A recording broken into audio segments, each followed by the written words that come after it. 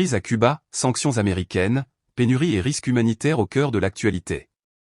L'actualité à Cuba est aujourd'hui dominée par une aggravation de la crise économique et énergétique, provoquée par le durcissement des sanctions américaines et de nouvelles menaces de tarifs contre les pays fournissant du pétrole à l'île. Cette situation place le pays au bord d'une crise humanitaire majeure, selon plusieurs dirigeants et organisations internationales. Au centre des inquiétudes. Le manque de carburant à Cuba, qui entraîne des coupures d'électricité massives, perturbe les hôpitaux, les transports et l'approvisionnement alimentaire.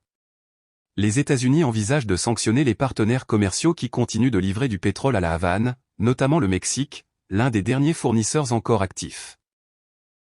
Selon plusieurs sources internationales, ces mesures risquent d'asphyxier davantage l'économie cubaine, déjà fragilisée par la chute du tourisme, l'inflation et la pénurie de produits de première nécessité.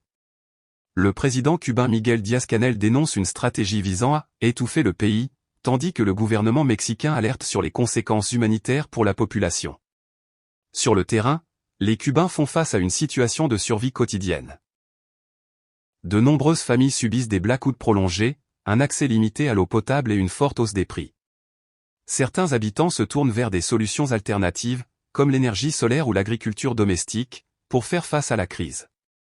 Cette dégradation rapide des conditions de vie alimente la colère et l'angoisse de la population, alors que les perspectives d'amélioration restent incertaines. La situation à Cuba s'impose désormais comme un enjeu géopolitique et humanitaire majeur en Amérique latine, suivi de près par la communauté internationale. Si vous avez apprécié ce contenu, pensez à aimer et à vous abonner pour ne rien manquer.